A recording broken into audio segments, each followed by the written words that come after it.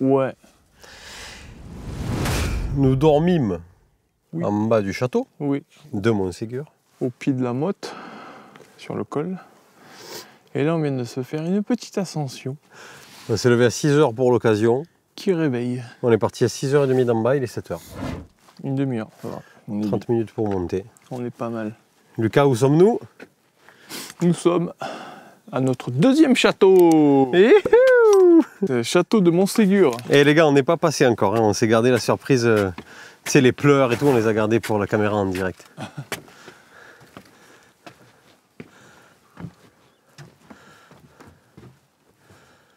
Wow. Bel ouvrage.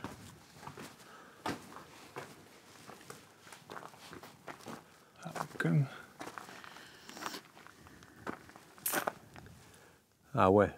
Ouais, alors oui, hein, ouais, j'aurais bien dormi ici, franchement, mais ouais, c'est interdit. Ouais. Je dis, si l'envie vous en prend, c'est interdit. On s'excuse tout de suite auprès de Fabrice. Apparemment, c'est Fabrice le guide. Et apparemment, c'est un très bon guide. Ouais. Fabrice, on est désolé, mais tes horaires correspondaient juste pas aux nôtres. Sinon, franchement, on aurait pris la visite guidée. On nous l'avait conseillé, mais parce que qu'on avance. C'est ça, je crois que ça démarre à 10 h. Parce que les petits panneaux qu'il y a tout le long, là, sur laissez-vous compter, les cathares, Montségur, c'est hyper intéressant. Donc, très bien. Ouais. La visite guidée de Fabrice, elle devait être bien aussi. Il y a ça, il y a l'accueil, vous pouvez aussi louer des audiophones. Là. Audio guide, je crois. Audio guide, ouais. Et des manettes de PS4. Ouais, si vous voulez jouer en live, en Wi-Fi en plus. Il y a le Wi-Fi dans tout le château. Avant de faire le tour ou de s'asseoir pour petit déjeuner ou je sais pas quoi, qu'est-ce qu'on peut dire, Lucas, sur le lieu de ce que tu as lu hier? C'est ici que les derniers parfaits et parfaites se sont réfugiés, donc qui ont été traqués par l'Église, parce que leur mouvement prenait de plus en plus d'ampleur, donc ça gênait l'Église. Donc l'Église a décidé de les éradiquer. Attends, et comment ils ont fait ça? Parce que là, c'est quand même exceptionnellement violent. Ils ont chassé de château en château, et les derniers se sont réfugiés ici. Ils ont construit un espèce de petit château fort, pas comme maintenant.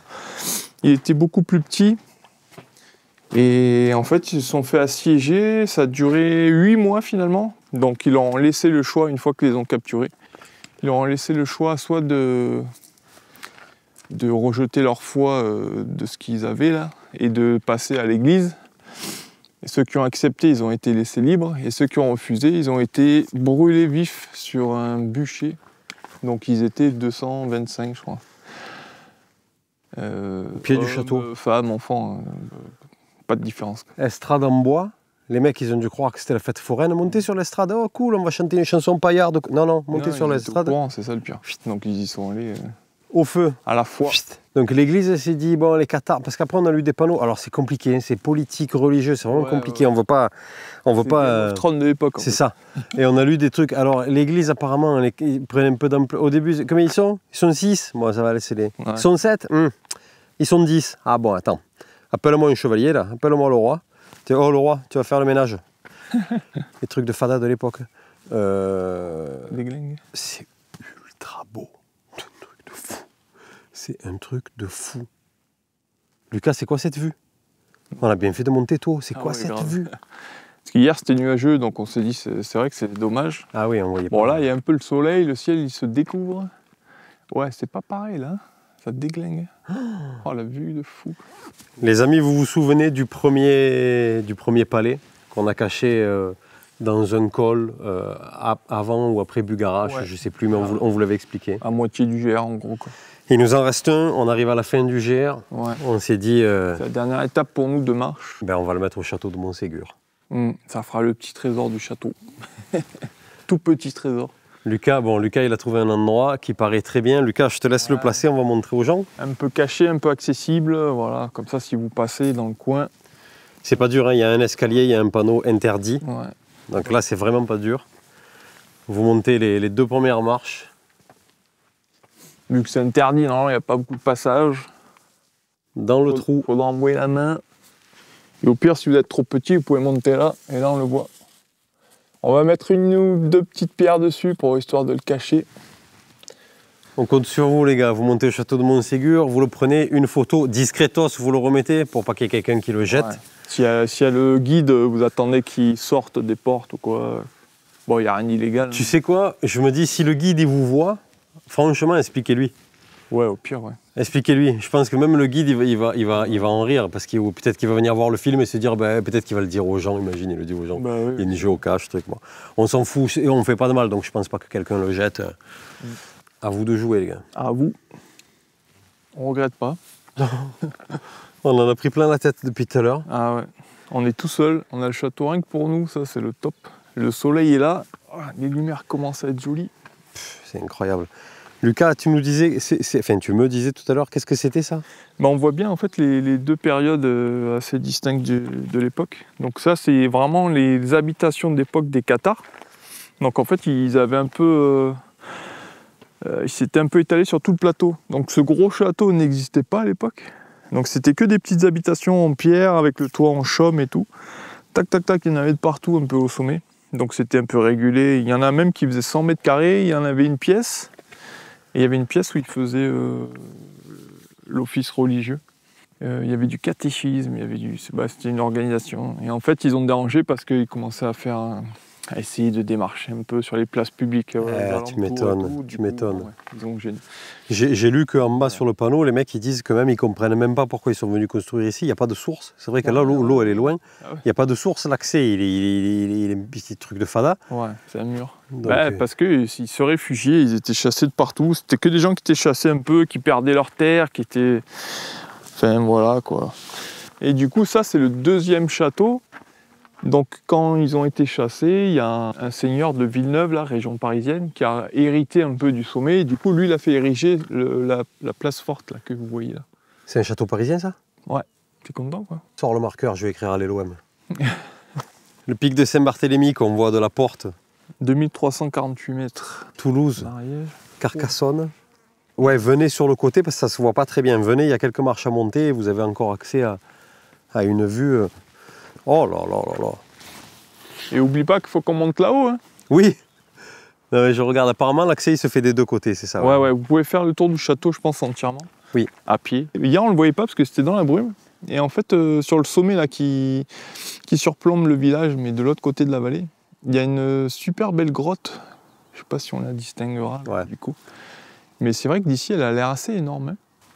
Et donc, nous pûmes. Et donc là, on peut accéder au donjon. Monter. À une partie du donjon. Touc, touc, touc, touc, touc, touc, touc. Sous le donjon, il y avait une cuve à eau de réserve, apparemment. Oh là là. Peut-être qu'ils récupéraient l'eau de pluie déjà à l'époque. Oh là là là là. Oh, mais c'est génial. Ah ouais, c'est pas mal ça. Wow. Excellent. Quoi. Fiou, fiou. Tu vois 2 flèches là. Là, tu voyais l'archer, il faisait ça. Il y avait un escalier qui montait avant. Donc là, ça devait être une tour de guet, je pense, tu vois. Tu montais tout en haut. Donc là, les marches, comme je fais là, ça continuait. Bon, elles ont disparu. Elles ont été volées sûrement à l'époque. Et tuc, ça a monté en spirale tout le long, jusqu'en haut. C'est magnifique, ça. Incroyable. C'est super beau, donc on va profiter un peu de la vue. Et on repart vers quoi? Montferrier. Montferrier. Et ensuite, la fin de l'étape, c'est Roquefixade. Je vous le dis parce que peut-être que vous allez être dans mon cas, je sais pas toi, Lucas. Avant de monter, tu te dis... Alors évidemment, ce château, c'est pas le château de Puy-Vert avec ses belles salles et tout. Et moi, j'étais en bas, je me dis, putain, mais c'est une ruine. Pourquoi faire? On va monter là-haut, c'est une ruine. Non, mais en fait, non. Hein? En fait, il faut monter, il faut venir. Non, carrément, il est magnifique. Tu es obligé de regretter maintenant, tu es obligé de regretter Quéribus et Perpertuse, mais on n'a pas pu. On pouvait pas tout faire. Hein, Quéribus, on était à Cayenne, et Perpertuse, il était noyé dans le brouillard. Donc, il a fallu faire des choix. Bon, on a quand même vu 2 vraiment, vraiment très beaux châteaux. Pas de regret, honnêtement. Donc monter au château de Montségur, ça vaut le coup. Et puis la montée d'en bas, vous allez prendre peur, mais ça se fait largement. Rythme. Donc ouais, l'étage là-haut, c'était l'espace seigneurial. Tu vois la différence entre les meurtrières en bas et en haut, tu vois les fenêtres où tu pouvais t'asseoir au bord avec la vue, là. Rien à voir, quoi. Tu pouvais chanter des chansons, des poésies. Et en plus, on capte bien la 4G de ce côté. Ouais, c'est vrai. Ah, d'ailleurs, blague à part. De Comus à Montségur, c'est un des seuls endroits de tout le GR, pour l'instant, où on a eu une zone blanche. On a très très bien capté 4G+, plein de barres tout le long. Et de Comus à Montségur, on a très très mal capté. C'est vrai. Et par contre, quand vous êtes au château et que vous regardez côté nord, il me semble, du coup, côté nord, vous captez bien à nouveau. À noter, si jamais vous faites le GR et que vous avez besoin de réseau. Départ de Montségur, descente. Ouais. Descente dans un sous-bois. Ouais, super beau début. Trop beau. Après, on a longé un petit ruisseau, là. Magnifique. Bah là, tout le long, je pense que jusqu'à Montferrier, on va longer ce ruisseau, là. Il est extraordinaire. Franchement, l'eau, elle est toujours aussi claire. Mais alors là, en note d'Ariège, l'eau, vous pouvez y aller, à mon avis. Il y a un truc avec ce... Déjà, il y a des moustiques. Il y a un truc avec ce GR, c'est qu'au niveau de la beauté, il va vraiment crescendo. Ouais. Parce que là, le passage qu'on vient de faire en sous-bois, c'est de plus en plus beau. C'était très très beau. Avec l'eau qui coule, enfin vraiment comme vous pouvez l'imaginer, le petit chemin en sous-bois, l'eau qui coule tout le long. C'est campagne, basse montagne, mais hyper sauvage. Il y a de la mousse, c'est vert, des plantes de partout, les fleurs, des champignons, il y a des champignons partout. Quand je repense à il y a 11 jours, ah ouais, c'est le jour et la nuit. Là. Comment on a démarré, les 2 premiers jours, on était démoralisés. C'était le désert. Quoi. C'était le désert, la caillasse, la garrigue et tout. Et là, aujourd'hui, bah, là, c'est limite, il y a pas mal de boue après. Bon, faut faire gaffe ou marcher. Mais là, on est au mois de juin, ça va. Après, mars, avril, mai, ça doit être dur. Ouais, ça doit être dur. Faut le faire avec des bottes, quoi. On arrive dans 1 kilomètre. Montferrier, petit-déj, plein d'eau. Petite pause parce qu'on va y aller tranquille. Hein. Bon, on est parti, on n'a rien dans le ventre là. On n'a pas encore déjeuné, rien du tout, juste bu de l'eau et puis voilà. C'est pour vous qu'on n'a rien dans le ventre. Ouais. C'est pour faire vite le château pour vous. Bon, je recharge mon package. Pactage moins lourd qu'il y a 10 jours. Hein. Ouais, quand même. Ouais. Oh, les ruches, elles ont des prénoms de filles. C'est vrai. Moi, les prénoms de filles, Lucas, je les aurais donnés que aux ouragans. Comment je vais me faire incendier pour cette remarque là? Ouais, c'est possible. Ouais. Los Quitamos, Montferrier. Si. Muy bien. Petit village. On a trouvé une épicerie ouverte. Un bar épicerie. Sympathique, on a pu boire de bière. Juste à côté, il y a un point d'eau, il faut le savoir, parce que les points d'eau, ils sont pas évidents, je trouve, dans ce village. Ouais. Celui-là, il n'est pas sur la carte, alors qu'il est super pratique. Il est bien caché, hein. Il est derrière le bar. Il est au fond. Sous les escaliers. La tenancière du bar, elle va vous l'expliquer. Ouais. Et là, on fait le point parce qu'après, on va requitter et on se dit, regardez, comme on vous dit tout le temps, de temps en temps, retournez-vous et regardez derrière. Regardez d'où vous venez, en fait. Ce matin, on était là-haut. Tout là-haut. Regardez ça. Que de chemin parcouru, Lucas. Mais ouais, grave. C'est très important de regarder d'où on vient et de savoir d'où on vient. On te dit, tiens, va là-bas. Tu dis, c'est ça, C'est clair. Mais en fait, t'en viens. C'est clair. Si on te dit, surtout si on te dit, tu vas aller au pied du château puis tu vas y monter. Ouais, d'accord. Merci, au revoir. C'est ça, que ça fout. Ben oui, vous le ferez parce que c'est comme ça. Faire. You can do it. C'est ce qu'on devrait faire, Lucas. Des trucs de motivation speech, des trucs militaires là, tu sais. Go to the gym. Go to the fucking gym. Là, on suit une petite piste forestière sympathique, des fougères, des arbres de partout, des champs. Les oiseaux qui ont chanté du début à la fin. J'y pensais tout à l'heure. Les oiseaux, ils ont chanté tous les jours. Ils doivent en avoir 10 000 fois plus que chez nous, je pense. Le chant des oiseaux, il a été non-stop. Même du début à la fin. Ça m'a réveillé ce matin parce qu'il y a un boule caisse qui s'était un peu décoincé. Putain, ça... J'ai remis ça, là. Je suis reparti au moins un quart d'heure. J'ai dit une fois de plus, on a croisé personne, pas de voiture sur les pistes, rien du tout. Pas de gens qui marchent, très peu en tout cas. Ouais. On aurait pu dormir au milieu des chemins, quoi. Ouais.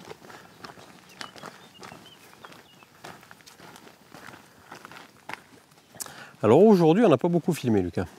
Non. Mais parce que c'était un peu toujours pareil, mais très beau quand même. C'est très beau, mais c'est pénible. Parce que les chemins sont recouverts d'argile tout le long. C'était infernal. Dans les montées, dans les plats, dans les descentes.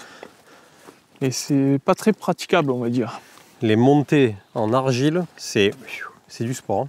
Surtout que soit elle est molle et tu t'en mets de partout, soit elle est dure et tu te tords la cheville. Ouais. Alors on s'est arrêté 2 secondes dans une voiture au bord de la route, une vieille voiture. Une 4 chevaux, en pleine forêt. On se demande ce qu'elle foutait là d'ailleurs. Sûrement un coup d'assure des années 30. Et il se trouve que 3 minutes après, Lucas vit une petite tique marcher sur son bras. Hop, il l'a tué, il a regardé son autre bras, il n'y avait rien. 10 secondes après, il y en avait une autre sur son bras. Et là, il nous a pas fallu plus de temps pour comprendre Conclusion. que comme au début de Stevenson, elles arrivaient du ciel. Alors je vous le dis parce que des fois il y a des gens qui doutent de ça. Ça fait 2 fois qu'on le vit, moi je vous le dis. Et on nous l'a dit. Et on nous l'avait dit et on l'a vécu 2 fois. Les tiques tombent bien des fois des arbres. Les arbres. Elles sont assez vicieuses pour nous viser. Je pense pas qu'elles se jettent quand il n'y a rien dessous. C'est bien moi je trouve parce que Ouais, quand même. bravo. Après tu sais avec le poil, il faut pouvoir se diriger et tout. En l'air, ça doit pas être compliqué. Ouais, en fait c'est des parachutistes en herbe. Ouais. C'est des paracommandos quoi. On a croisé un gars à Comus qui venait d'Alsace. Mm. Alors forcément, il connaît bien les tiques parce qu'en Alsace, c'est Tickland. Et il nous disait qu'il s'était fait piquer plusieurs fois et qu'il était positif à Lyme. Et Lyme, c'est pas bon, les gars. Et comment il a su? Ça fait un gros rond sur votre corps, il nous a expliqué. Quand vous êtes positif, tac, ça fait un gros rond qui apparaît soit au bide, Comme une cible. soit là. Comme Alors, une cible. c'est comme une cible rouge. Moi, ce qui m'étonne, c'est que je croyais que le rond, il apparaissait sur la piqûre. Et le gars nous disait que non. Et si vous voyez le rond rouge, insistez bien auprès de votre docteur pour avoir le traitement anti-Lyme. C'est un traitement antibiotique. Parce que, à part dans l'Est, parce que comme ils sont proches de l'Allemagne et que le traitement il se fait beaucoup en Allemagne et tout, je crois qu'à part dans l'Est, les docteurs ils sont pas trop chauds pour vous le donner ce traitement. Donc Lucas, c'était ta 9e tique. Ouais. Moi, je suis toujours à 0, ce qui m'inquiète un peu. Je me dis que j'ai pas dû les voir en fait. Je pense que tu peux jouer au loto en rentrant. Ou demander à ma femme ce qu'elle a fait pendant 11 jours. Donc gaffe quand vous faites une pause dans l'herbe ou quoi. Ouais, contrôlez-vous souvent, Ah, en fait, ouais. c'est ça le secret quoi. Dès que vous sentez que ça chatouille un peu ou que c'est bizarre, hop, vous regardez, vous contrôlez. Le gars nous a dit qu'on lui avait dit qu'une tique sur 3 elle avait Lyme. C'est une catastrophe cette maladie. Et explique-nous, l'origine de Lyme. Faudra vérifier. Alors entre-temps, avant que je monte cette vidéo, j'aurai vérifié. Donc si je dis de la merde, je ne mettrai pas cette séquence. Et si ce que je dis est vrai, je vous mettrai les sources dessous. Moi j'ai entendu, pas de trucs complotistes ou quoi, que c'était la CIA qui avait créé Lyme et que ça avait fuité de leur bureau à eux. En fait, la tique qui pique elle peut le donner aux renards et aux cerfs. Je crois que c'est tout. Mais par contre, les autres tiques qui le piquent, elles le chopent aussi. Enfin, en fait, si aujourd'hui c'est vraiment une tique sur 3 qui a Lyme, dans pas longtemps, ce sera 100% des tiques. Hein. Et si on tue un cerf et qu'on le mange en plat chaud, évidemment, s'il a un civet de cerf, tu vois, est-ce qu'on chope Lyme? Vous voyez à quoi je fais affaire toute la journée. Voilà. À ce genre de blague pro-chasse, insupportable. Alors que pourtant, Sandrine Rousseau nous l'a dit que pour sauver la planète, il faut arrêter de manger de la viande. Comme on vous l'a dit ce matin, c'est beau, crescendo sur ce GR. C'est de plus en plus beau jusqu'à la fin du coup, puisque là on y arrive. Je n'ai plus de superlatifs, Lucas. Ouais. Je suis à court. Ah. Agadou, dou, dou, mousse la banane, moule café. Agadou, dou, dou, mousse la banane, moule café. Tâte la pomme, tâte la poire, mousse la banane, moule café. Ouais, grosse ambiance quoi. Nous nous trouvons actuellement à Roquefixade, dans le gîte d'étape. De Roquefixade. On n'a pas été au château pour plein de raisons, y compris des coups de fil que j'ai eu dans l'après-midi, là, qui nous ont pris du temps, des trucs perso, on a attendu, le truc là il est 19h, on ne va pas y monter maintenant parce que c'est aller-retour. Et surtout, pour nous le GR s'arrête maintenant, enfin demain matin. Pourquoi Lucas? Je sais pas moi. Parce que quand vous repartez de Roquefixade vers Foix, il y a une personne qui ne veut plus que le GR passe chez lui. Un proprio, ouais. Privé. Donc il ne veut plus que les gens passent. Du coup, il y a un nouveau tracé, mais qui sur la carte il est en bois en fait. On continue un peu le GR là, et ensuite il faut couper, descendre à Montgaillard. Dans la plaine, ouais. À la ville, en fait c'est de la route, du chemin, et après de Montgaillard, il y a encore des chemins, des pistes, des routes qui mènent à Foix. C'est juste pour dire d'aller arriver à Foix. Donc on a coupé là, et aussi parce que il y a un membre de la chaîne qui s'appelle Laurent, qui nous a dit au tout début du GR, les gars, j'habite à Foix, si vous avez besoin de quoi que ce soit, dites-moi. Et on lui a dit, bah, écoute, si tu peux venir nous chercher ici, demain du coup, et nous amener à la gare, ça nous enlève une épine du pied parce qu'on doit prendre le train de Foix à Port-la-Nouvelle. Le train, il fait le tour du monde. Ouais, il monte tout au nord, Toulouse. Après, Narbonne. il va à Narbonne, après il redescend à Port-la-Nouvelle. Donc c'est entre 4 et 6 heures. Nous derrière, on a encore 4h30 de route. Moi derrière, j'ai encore 1 heure de route. Donc ça fait 10 heures de transport déjà. Donc, Voilà. Donc, moi, si on m'avait demandé mon avis les 2 premiers jours, j'aurais dit aux gens, ne venez surtout pas ici. Ouais. Mais maintenant qu'on a fini, pareil, on a insisté et au final, bon, c'est vrai que c'était super beau à la fin. c'est L'Ariège, la hyper fin beau. de l'Aude et tout, là, c'est magnifique. hyper beau. Et ça va vraiment crescendo. C'est ultra beau. C'est terrible, terrible. Il y a eu des passages en sous-bois avec les ruisseaux, les arbres gigantesques et tout. C'était vraiment beau. C'est un peu costaud parce qu'en moyenne, c'est plus 800, moins 800 par jour. Hein. Donc c'est un peu costaud. Mais si vous vous calez bien les étapes, ça se fait sans problème. Ouais, carrément. Ça se fait. Alors, il faut partir tôt et vous arrivez il faut être organisé, Lucas. Il y en avait peut-être d'autres, mais nous, on a vu 2 distributeurs sur tout le GR. Ouais. Un à Tuchan et un à Quillan. Et après, basta la marmite. Il n'y avait plus rien. Et très très peu d'épiceries, de commerce. C'est chaud. Hein, boulangerie, quasiment une, on en a trouvé, mais en fin de journée. Le matin, on n'a eu aucune boulangerie. On n'a jamais pu se faire pain au choc ou quoi. Pain au chocolat. Ouais, et pain au chocolat. Ouais, pain au chocolat.